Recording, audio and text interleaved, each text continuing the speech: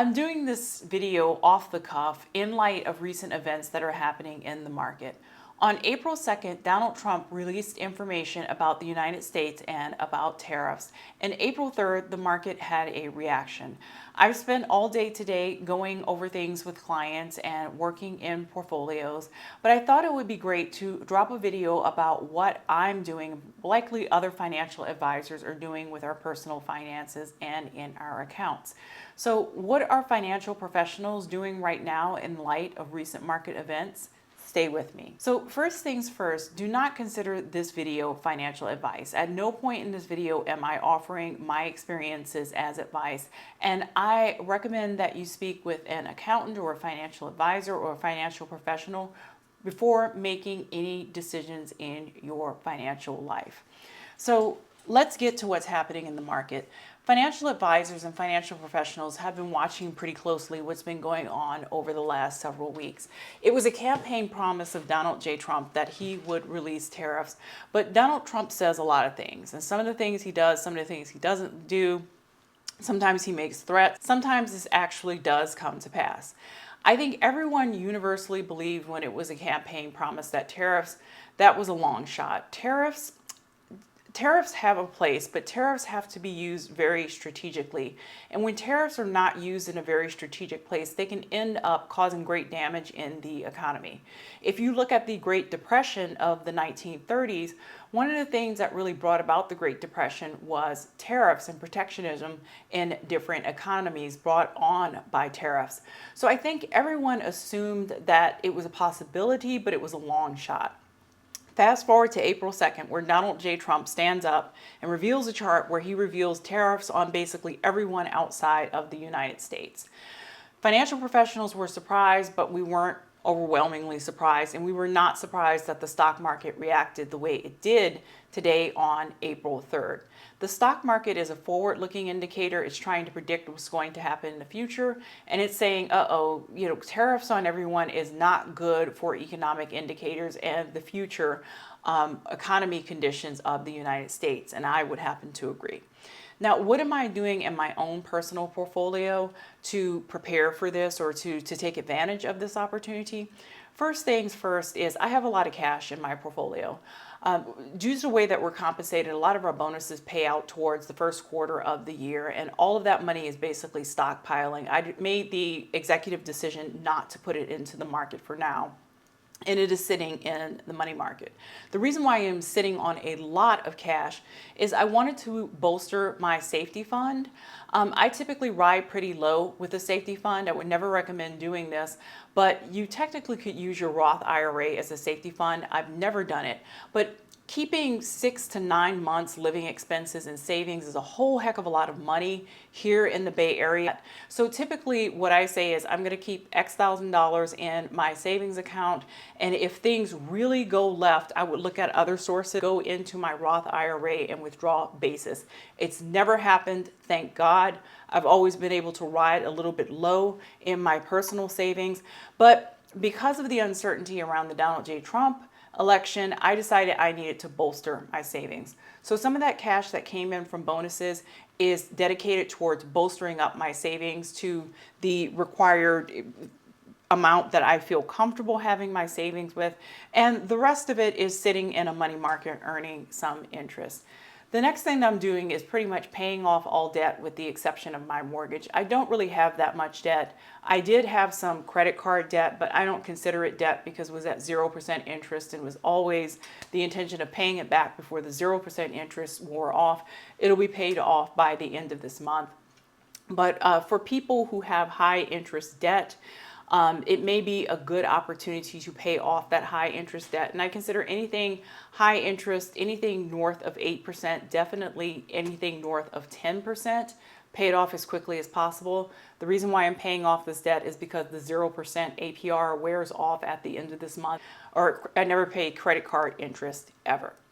So besides bolstering my personal savings and paying off credit card debt, I'm basically looking at my portfolio and I am waiting. I don't think that this is the end of the chaos in the market. I'm looking at market indicators like the VIX, which is which is an indicator of potential market volatility, and the VIX is going wild.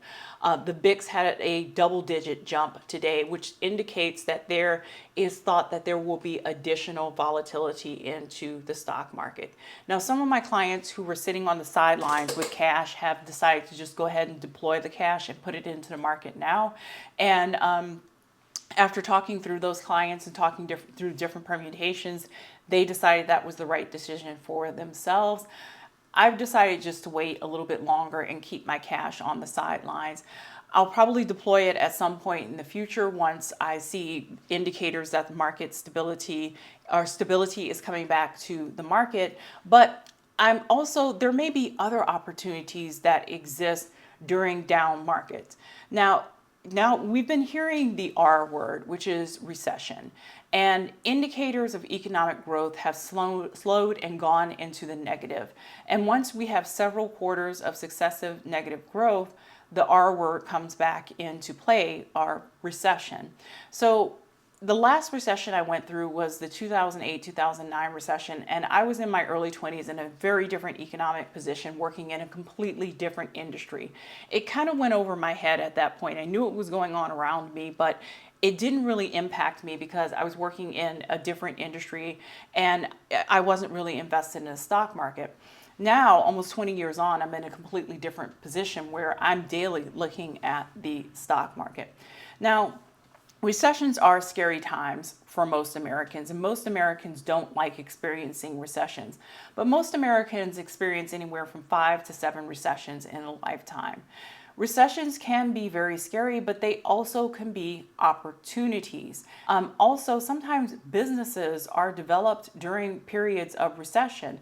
A lot of wealthy people actually make moves during recessions. They may acquire businesses. They may put more money in the stock market. They may restructure debt if interest rates fall. So people who are well-heeled and well-deployed and have access to cash often can take advantage of these opportunities.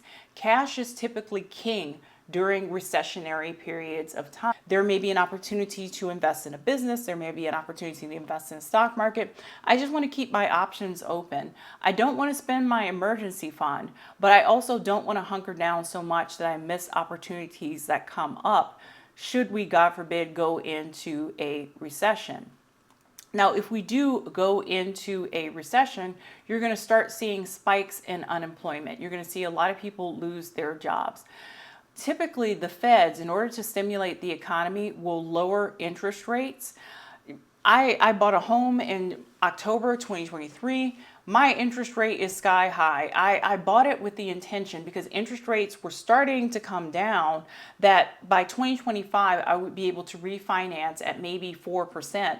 And that just didn't happen with the Trump election. Jerome Powell, the chair of the federal board, basically cut his ideations behind interest rate cuts throughout 2025.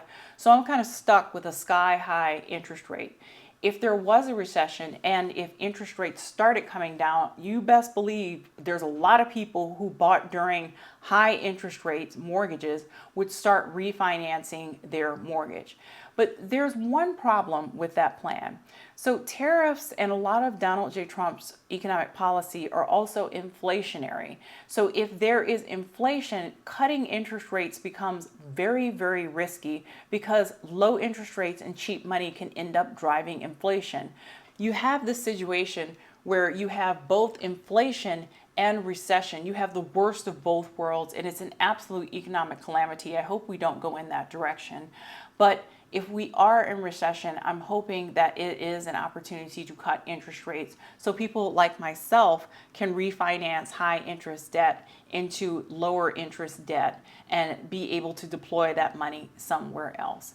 So the most important thing about what I'm doing right now is I'm not panicking. I know it's very tempting with what you're seeing on the news and what you're reading in the media to really lose your mind and really get drawn into the hoopla and the hype.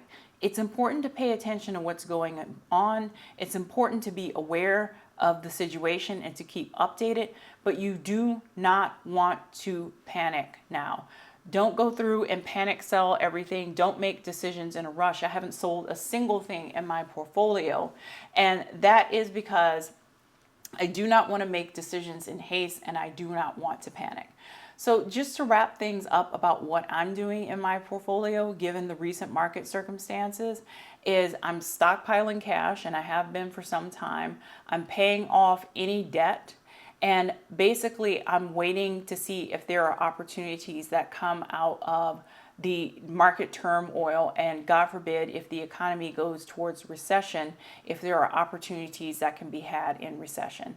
Now, opportunity in recession, if you're trying to feed your family and keep a roof over your head and keep your job, you may not have an opportunity to participate in market gains. If you're wealthy or you're sitting on large sums of cash or you have other circumstances working for you, you may be able to participate in these market changes. Now, there are certain tweaks I'm going to make in my personal life and my budget to be able to take advantage of this. I usually travel a lot. I take many trips a year. I typically travel large international trips about 4 times a year. That's wonderful. It's all very expensive. 2026, I've already said, you know what, I don't need 4 international trips a year. I think I can cool it for 2026 at least. Do something domestic or not do anything at all and take that money and use it towards something else. I'm also looking at my budget and seeing, are there places that I can basically eke out some money and save some money, because once again, cash is king during a recession, and there may be opportunities to invest that money and deploy it somewhere else during a possible recession. So there you have it, completely off the cuff, unscripted. As a financial advisor, how I see things and how I am preparing, given the totality of where the market is right now. Once again, nothing in this video is financial advice. I don't advise that you act on this information. But if you found the information useful, please like, share, and subscribe. Thank you.